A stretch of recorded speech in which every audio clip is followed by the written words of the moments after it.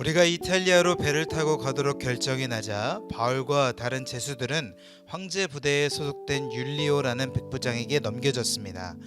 우리는 아시아 지방의 해변을 따라 항해하게 될 아드레무테노호를 타고 바다로 출항했습니다. 데살로니가 출신의 마케도니아 사람 아리스다고가 우리와 동행했습니다. 이튿날 우리는 시돈에 닿았습니다. 율리오는 바울에게 친절을 베풀어 그가 친구들에게 가서 필요한 것을 공급받을 수 있도록 허락해 주었습니다. 시돈에서 우리가 계속 항해할 때 역풍이 불었기에 우리는 키프로스 해안을 끼고 항해하게 됐습니다. 길리기아와 밤빌리아 앞 바다를 지나서 루기아 지방의 무라에 상륙했습니다. 그곳에서 백부장은 이탈리아로 가는 알렉산드리아호를 찾아 우리를 그 배에 태웠습니다. 우리는 여러 날 동안 느린 항해 끝에 가까스로 니도 앞바다에 도착했습니다. 그러나 바람이 불어 우리 항로를 지키지 못하고 살몬의 맞은편 크레타 섬을 끼고 간신히 해안가를 따라 움직여 라세아 도시에서 가까운 아름다운 항구라는 곳에 이르렀습니다. 많은 시간이 소모되고 금식하는 절기도 지났기 때문에 항해가 위험해졌습니다. 그래서 바울이 사람들에게 충고했습니다. 여러분, 내가 보니 우리가 이렇게 계속 항해했다가는 재난에 빠지고 배와 짐이 큰 손실을 입을 뿐 아니라 우리 목숨도 위태로울 것입니다. 그러나 백부장은 바울의 말보다는 선장과 선주의 말을 더 따랐습니다. 그 항구는 겨울을 나기에 적당하지 않았기 때문에 대다수의 사람들이 베넥스에 가서 겨울을 날 수 있기를 바라는 마음에 계속 항해하자고 했습니다. 베닉스는 크레타 섬에 있는 항구 도시로 남서쪽과 북서쪽을 향하고 있었습니다. 부드러운 남풍이 불기 시작하자 그들은 자기들이 바라던 대로 됐다고 생각했습니다. 그래서 그들은 닻을 올리고 크레타 섬 해안을 따라 항해했습니다. 그런데 얼마 지나지 않아 그 섬으로부터 유라굴로라는 태풍이 불어 닥쳤습니다. 배가 폭풍에 휘말려 방향을 잡을 수가 없었습니다. 그래서 우리는 배가 가는 대로 내맡기고 표류하다가 가우다라는 작은 섬 아래쪽을 따라 지나면서 간신히 거룻배를 바로 잡을 수 있었습니다. 선원들은 그 배를 끌어올리고 아래로 밧줄을 내려보내 선체를 둘러맸습니다. 그대로 가다가는 배가 스르디스 해안의 모래 언덕에 처박힐까 두려워 그들은 닻에 내려 배가 표류하게 했습니다.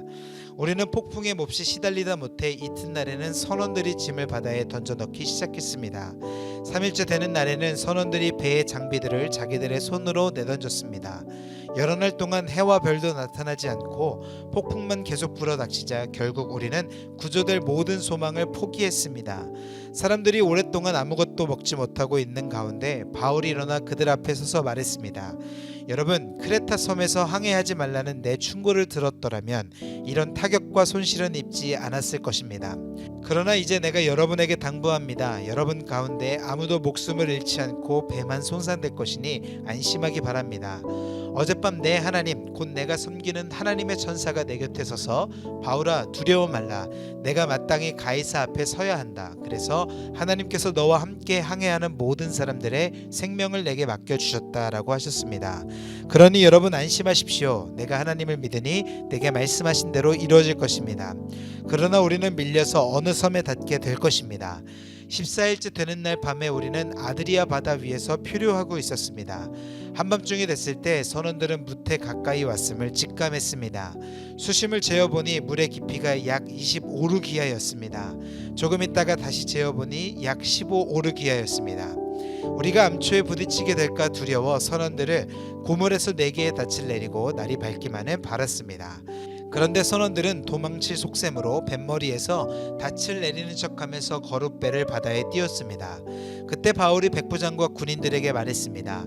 이 사람들이 배 안에 같이 있지 않으면 당신들도 구조되지 못할 것이요. 그러자 군인들은 거룻배에 묶여있던 밧줄을 끊어 거룻배를 떼어버렸습니다. 날이 밝아올 무렵 바울은 그들 모두에게 무엇이든 먹어두라고 권하며 말했습니다. 지난 14일 동안 여러분은 계속 마음을 졸이면서 아무것도 먹지 못하고 굶고 지냈습니다. 그러므로 이제는 여러분이 음식을 좀 먹어둘 것을 권합니다. 그래야 살아남을 수 있습니다. 여러분 가운데 어느 누구도 머리카락 하나라도 잃지 않을 것입니다. 바울은 이렇게 말한 뒤 떡을 조금 가져다가 모든 사람들 앞에서 하나님께 감사한 후 떼어 먹기 시작했습니다. 그러자 모든 사람들도 용기를 얻어 음식을 먹었습니다.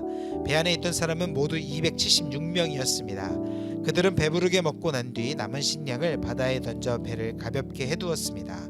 날이 밝자 어떤 땅인지는 모르지만 그들은 모래사장이 펼쳐진 해안을 볼 수 있었습니다. 그들은 가능한 한 그곳에 배를 대기로 작정했습니다. 그래서 닻을 끊어 바다에 버리고 키를 묶은 밧줄을 늦추었습니다. 그러고 나서 앞돛을 끌어올려 바람에 맡기고 해안 쪽으로 배를 몰았습니다. 그러나 배가 모래 언덕에 부딪혀 좌초됐습니다. 두 물살이 합쳐지는 곳에 걸리는 바람에 뱃머리는 꽉 박혀 옴짝달싹도 하지 않았고 배 뒤쪽은 거센 파도 때문에 깨어졌습니다. 군인들은 죄수들이 헤엄쳐 도망가지 못하도록 죽일 계획이었습니다. 그러나 백부장은 바울의 목숨을 살려줄 생각에 군인들의 뜻을 막았습니다. 그는 수영할 수 있는 사람은 물에 먼저 뛰어들어 육지로 올라가라고 명령했습니다. 남은 사람들은 널빤지나 부서진 배 조각을 붙잡고 나가도록 했습니다. 이렇게 해서 모든 사람이 무사히 육지로 구출됐습니다. 무사히 해안에 도착하고서야 우리는 그곳이 몰타섬이라는 것을 알았습니다. 그 섬 원주민들은 우리에게 각별한 친절을 베풀어 주었습니다. 또 비가 오고 추웠기 때문에 불을 지펴주며 우리 모두를 맞아 주었습니다. 바울이 나뭇가지 한 묶음을 모아다가 불 속에 넣었더니 뜨거운 열기 때문에 독사가 기어나와 바울의 손에 달라붙었습니다. 원주민들은 독사가 바울의 손에 매달려 있는 것을 보고 서로 수근거렸습니다. 이 사람은 살인자가 분명하다. 그가 바다에서는 살아났지만 정의의 여신이 그를 살려두지 않나 보다. 그런데 바울은 그 뱀을 불 속에 떨어버렸고 아무런 상처도 입지 않았습니다.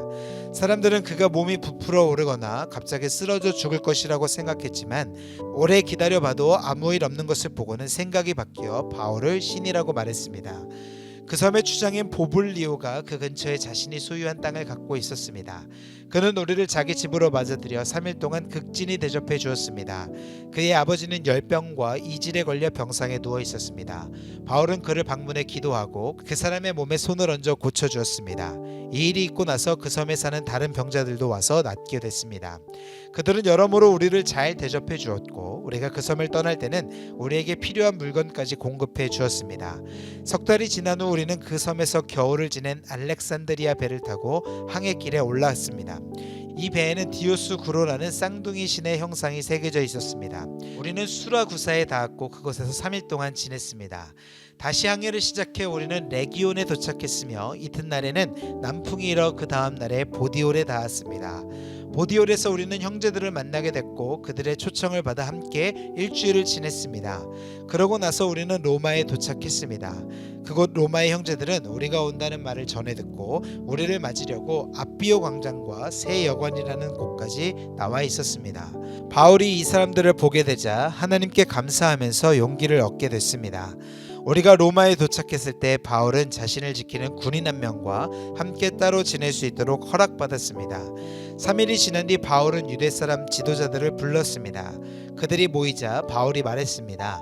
내 형제들이여, 나는 내 동족이나 우리 조상들의 관습을 거스르는 일을 한 적이 없는데도 예루살렘에서 체포된 로마 사람들에게 넘겨졌습니다. 그들은 나를 신문했으나 사형받을 만한 죄가 없으므로 그냥 풀어주려고 했습니다. 그러나 유대 사람들의 반대로 나는 어쩔 수 없이 가이사께 상소하게 된 것입니다. 이것은 내 유대 동족을 고소할 생각으로 한 것이 아닙니다. 그렇기 때문에 내가 여러분을 만나 이야기하자고 한 것입니다. 내가 이 쇠사슬에 묶여 있는 것은 이스라엘의 소망 때문입니다. 유대 사람들이 바울에게 대답했습니다. 우리는 당신에 대해서 유대로부터 편지를 받은 적도 없고 그곳에서 온 형제들도 당신에 대해 나쁘게 보고하거나 말한 적이 없습니다. 그러나 우리는 당신의 생각을 듣고자 합니다. 이 종파에 대해서는 어디에서든 반대가 있음을 알았기 때문입니다. 그들이 바울을 만날 날짜를 정하고 많은 사람들이 그의 숙소로 찾아왔습니다. 그는 아침부터 저녁까지 그들에게 하나님 나라에 대해 증거했고 모세의 율법과 예언서들로부터 예수에 관해 설득시키려고 했습니다. 어떤 사람들은 바울의 말을 믿었지만 믿지 않는 사람들도 있었습니다. 그들이 서로 의견에 엇갈린 채 떠나려 하자 바울이 한마디 덧붙였습니다.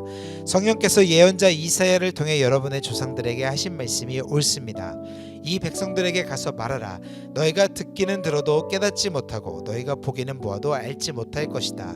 이 백성들의 마음이 무뎌지고 귀는 듣지 못하고 눈은 감겨있다. 이는 그들이 눈으로 보고 귀로 들으며 마음으로 깨닫고 내게 돌아와 고침을 받지 못하게 하려는 것이다. 그러므로 여러분은 하나님의 구원이 이방 사람들에게로 갔다는 것을 알아야 합니다. 그들은 듣게 될 것입니다. 바울은 만 2년 동안 자기 셋집에 머물면서 자신에게 찾아오는 모든 사람을 맞아들여 어떠한 방해도 받지 않고 담대하게 하나님 나라를 선포하고 주 예수 그리스도에 관한 것을 가르쳤습니다. 아멘.